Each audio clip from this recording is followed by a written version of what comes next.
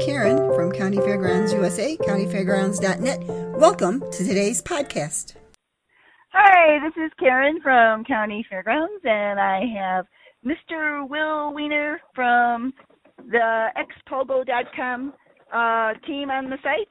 And tell me, Mr. Weiner, Mr. CEO, what is this group about? Yeah, sure thing. So we at XPogo manage really all the top extreme pogo sticking athletes and performers on the planet. So we have people from all over the place. And we do some things, including we actually host the World Championships of extreme pogo sticking. But at our core, we really try and book these guys and bring them to different areas, fairs being one of them, to do some really incredible stunt entertainment. So, I think people hear pogo sticks and they kind of think, elementary school getting a couple inches off the ground. This is nothing like that. These are actually pneumatic, air-powered pogo sticks that let these guys fly, 7, 8, 9 feet up in the air. They're doing flips. They're jumping over cars. They're jumping over people. So it's really some high-flying excitement. And, we try and bring our sport and kind of the energy and our story and that excitement to, fairs and fans around the world. Okay. So I have a couple questions that come to mind. One, do girls do this? Yes, they do. We have one on our performing team. It's something where we are trying to really work a lot on athlete development and expanding it. So, like a lot of action sports, it is male heavy at this point. But that being said, we do have some pretty exciting people kind of in the wings who've been training with our pros and are trying to kind of break through into the sport. Okay. Do you do this? I do, not nearly as well as these guys do. I've been involved with the sport for well over a decade. I primarily got involved initially kind of as an announcer, and, a good number of my friends were some of the pros. And through that kind of took over some of the booking and management. So, I can do a couple tricks, but I'm not going to be doing flips or anything like these guys are. Okay, so basically, though, this is your company, right? Yes, correct. Okay, and I'm kind of curious. You said you got into this. What did you do before? Yeah, no, it's a good question. I've done a lot of different things. I got involved initially actually in college. One of my good friends was, involved in the pogo thing, and on the side during college, I actually did some sports play-by-play and sports announcing, and he said, hey, we need an MC, we need an announcer. Pogopalooza, which is our competition, was getting larger. I said, that's a crazy offer. I can't turn it down. And things kind of doubled down before then. But I've dabbled in a whole lot of other stuff before, kind of taking over the company and, trying to just grow and get the sport out there. Okay, so how long have you been in charge of this company, and what shows have you done? Sure. So I have been, like I said, involved in different ways for about a decade. I have been CEO for about the past 2.5 years. In that time, we've done lots of pretty exciting stuff. We've been at the State Fair of Texas for a several-year-long run, which was really exciting and, some great exposure with us. We did Silver Dollar City. We had a bit of a residency there. A whole bunch of different state, county, local fairs. Outside of that, we've done some pretty exciting stuff. We do a lot of NBA halftimes, which are, some of my favorites. We've gotten to do a few playoff games there. We've gone across the world. We did the Chinese New Year's parade in Hong Kong. We've pogoed in Sweden, Middle East. Last year went to Japan for an action sports festival. So we really, it's kind of cool. These guys' talent opens so many doors. So we've done, TV. We just did live with Kelly Ripa and Ryan Seacrest doing a Guinness World Record there. So you name it, we've done a whole lot of stuff in a whole bunch of places. Yeah, I noticed something on your website that I don't hardly ever see. You break Guinness World Book records. You want to talk to me about that? Yeah, sure thing. So, XPogo, we're kind of in an interesting spot where we are right this booking agency, and the stunt team is the group we call that does the performances, but these are the same guys who are also kind of the top athletes in the sport because it is small and it is growing.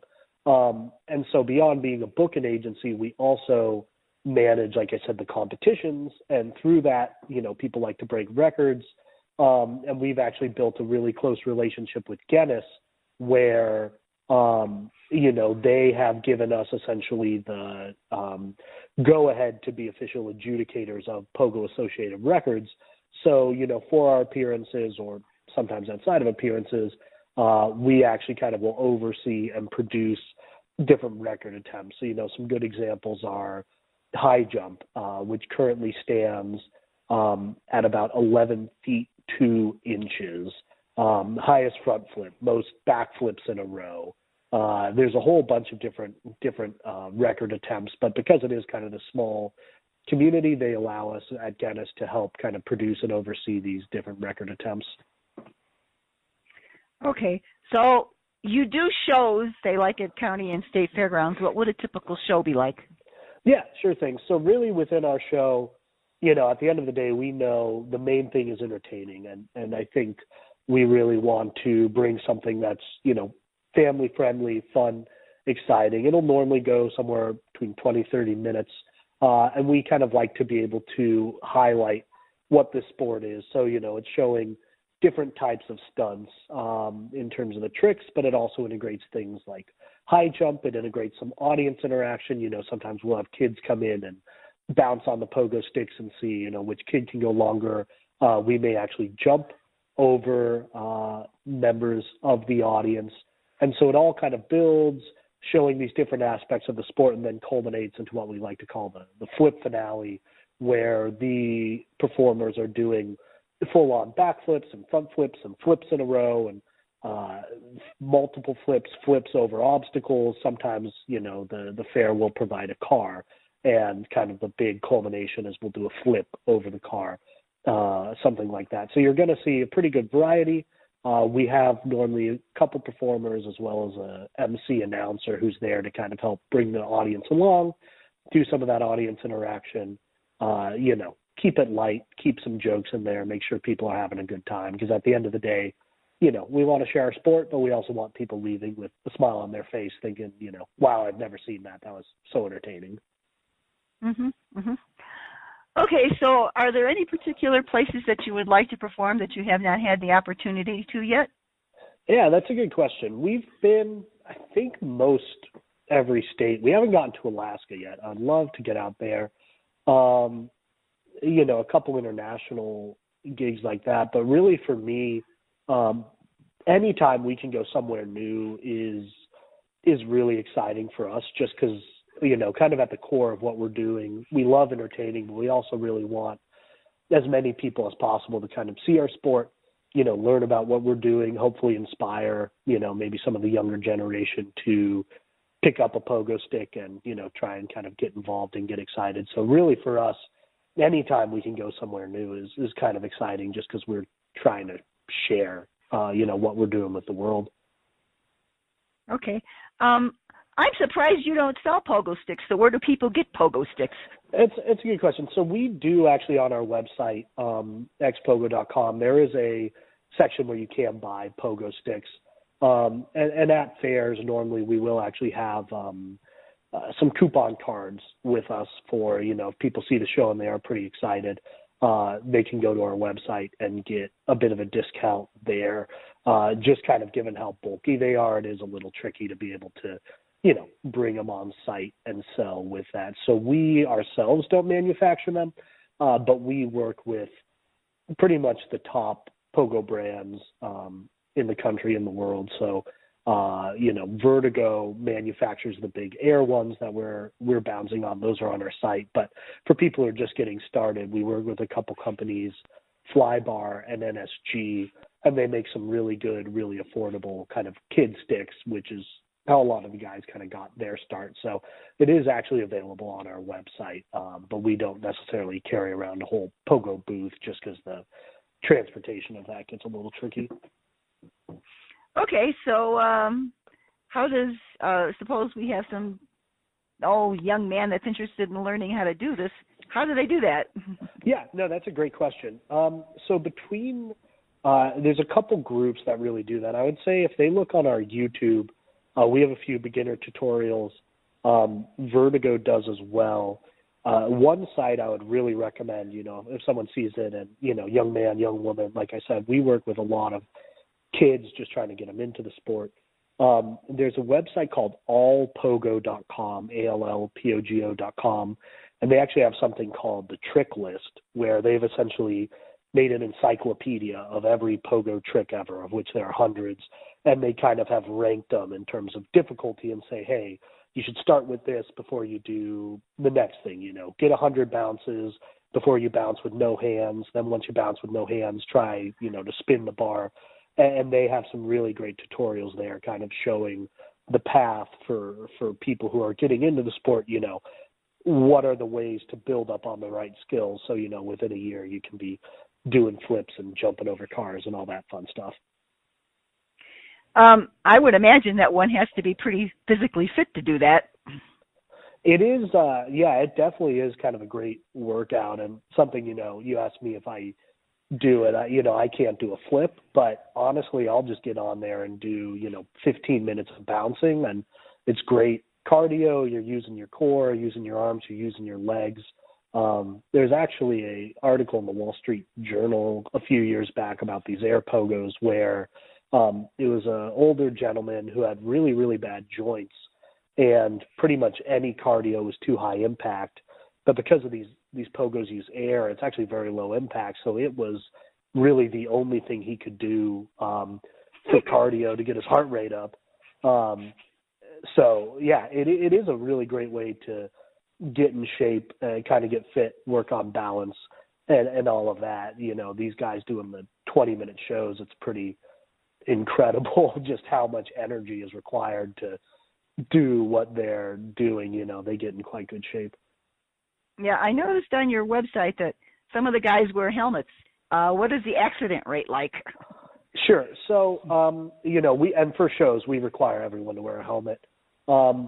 In terms of actual performances, we've really designed it so it's a good mix of things that are going to be exciting for the crowd, but things that the athletes have rehearsed and, I'd say will make 95, 99% of the time. So I'll not say, we've never had someone fall during a show, but in the same way, it's kind of different from, when we have our competition and they're really trying to, land a trick that's never been before or break a world record.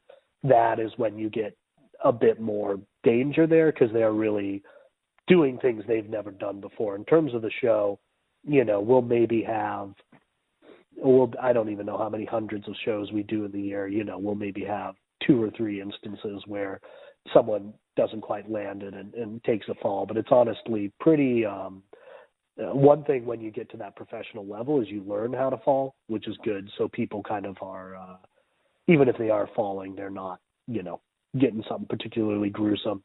And then even then, we work really hard to rehearse the show so that, no one likes to see someone get hurt. So we've got that down to a quite low rate. Okay. So what shows do you have coming up? Do you know? Yeah. So we are really actually busy over the next couple of weeks. As mentioned, kind of in the winter, we do a lot of basketball halftime. So we actually have a few guys out right now who are doing some basketball halftimes. We're doing the Cleveland Cavaliers next week. We actually have a multi-game contract with them, which is exciting. I'll be going with a team to University of Missouri, Texas A&M. We have a couple other guys who are going to be going to Southern, University of Alabama. And then from there, we have the Florida State Fair coming up in February. Some more basketball after that. So it gets pretty busy. So, we have pretty much the whole team on the road for the next month or so between basketball and the Florida State Fair. Well, Mr. Will, I would say you lead a very dull life. Yeah, right. Nothing ever exciting happens with us. Do you have any kids? I do not. Not yet. So we'll see how they take up pogoing. But if they're anything like me, I don't have to worry about them going pro. Oh, well, I always ask my entertainers and people that I interview. Like, for instance, I had a guy that shoots out of a cannon, and he has a 7-year-old that he's taught to shoot out of a 5-foot cannon. So, I will say a couple of our athletes do have kids, and they're all pogo maniacs, so they've actually like cut down the pogo sticks so they can work, for a 2-year-old or whatever. So, the next generation is coming. Right. I'd love to see that 2-year-old at a pogo stick, by the way. See if I can dig up a picture. Oh, that would be great. Okay, well, Mr. Will, I've enjoyed talking to you. How do people reach you? Sure.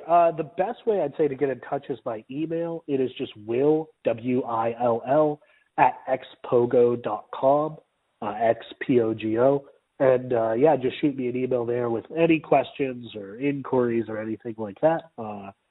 Happy to kind of talk with you and find a way if, we can work together, bring something pretty exciting and unique to your fair. Okay. Tell the guys I all said hi. I will. Yeah, I appreciate you taking the time and reaching out. This has been very fun. Okay, thank you. Bye-bye. Thanks. Bye, Karen.